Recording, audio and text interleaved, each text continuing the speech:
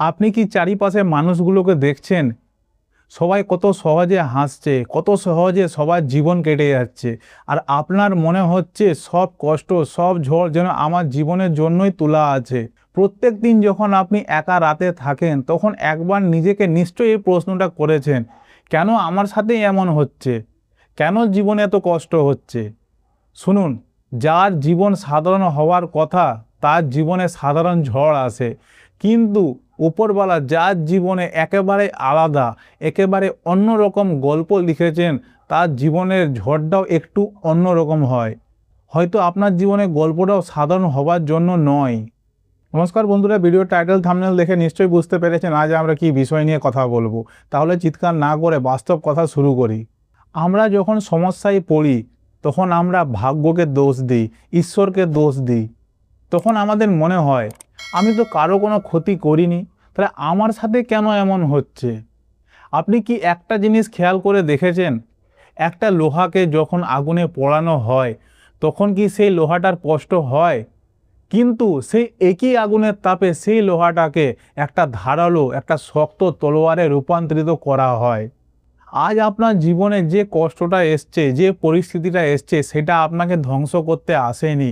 আপনার জীবনের দুর্বলতাগুলোকে সব পুড়িয়ে ছাই করতে এসছে। আজ আপনার চারিপাশে যে সবাই সব কিছু সহজে পেয়ে যাচ্ছে না মানুষগুলো, তাদের জীবনে গল্পটা এবং কষ্টটা সাধারণ। আপনার জীবন হয়তো আপনাকে একটা লেজেন্ড বানানোর জন্য তৈরি করছে। একটা সাধারণ মাটির ঘর বানাতে কয়েকদিন সময় লাগে, আর হয়তো সেই ঘরটায় সামান্য ঝড় আসতে ভেঙে যেতেও পারে। কিন্তু একটা রাজপ্রাসাদ বানাতে সময় বছরের পর বছর সময় লেগে যায়। তার কারণ সেই রাজপ্রাসাদের ভিতটা একটু গভীরে নিয়ে যেতে হয়। আজ যদি আপনার জীবনে সময় লাগছে, আজ আপনার জীবনে যদি দেরি হচ্ছে, তাহলে আপনি ভাববেন আপনার জীবনটা একটা রাজপ্রাসাদ তৈরি হচ্ছে। সাধারণ মানুষ একটুতেই ভেঙে পড়ে, তারা অল্পতেই খুশি হয়ে যায়। কিন্তু আপনার জীবনের গল্পটা অন্য রকম। আপনার জীবনটা হয়তো আপনাকে বড় কোনো ইতিহাস তৈরি করার জন্য পরিকল্পনা করছে। কে? কষ্ট, পরিস্থিতি। তাই কান্নাকাটি করা আর এই যে আমার সাথে কেন এমন হচ্ছে, এত দুঃখ, এত কষ্ট, এই সব কিছু অজুহাত বন্ধ করো। এই সব অজুহাতগুলো অন্যদেরকে বলা বন্ধ করো। বুকে হাত দিয়ে একটা কথা বলো আয়নার সামনে দাঁড়িয়ে, যে যতই পরিস্থিতি খারাপ আসুক, যতই কষ্ট আসুক, যত বড় ঝড় আসুক, আমি মচকে যেতে পারবো কিন্তু আমি ভেঙে পড়তে পারবো না।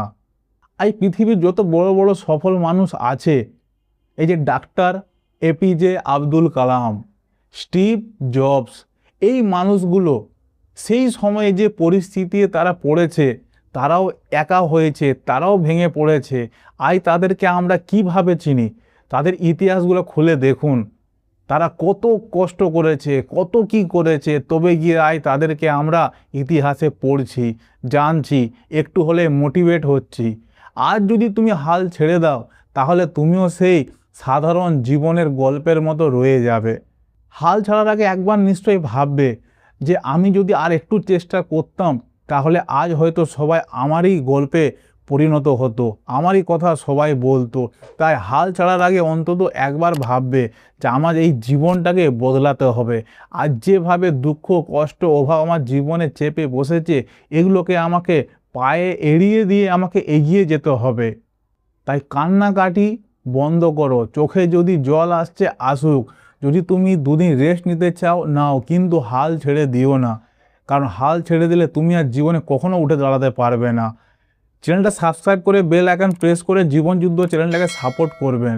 জীবনে আমাদের অনেক রকম পরিস্থিতি আসে, সবসময় মনে রাখবে নিজের উপর ভরসা করো আর ভগবানের পরিকল্পনার উপরে বিশ্বাস রাখো। সে তোমাকে যে পরিস্থিতি ফেলছে নিশ্চয়ই তার পিছনে কোনো কারণ আছে। শুধু ভরসা হারাবে না, সবসময় মাথায় রাখবে যে আমি কিছু একটা করছি, কিন্তু হয়তো সেটা তোমার হিসাবে হচ্ছে না, যে কারণে তুমি ভেঙে পড়ছো। কিন্তু যা তোমার করতে চাইছো সেটাই তুমি করো, আর ফল তুমি ভগবানের উপরে ছেড়ে দাও, কিন্তু কর্মটা তোমাকে করতে হবে। এই ভিডিওটা সবার সাথে শেয়ার করবে। ভালো থাকবে, সুস্থ থাকবে, আবার দেখাবে পরের ভিডিও টপিকে।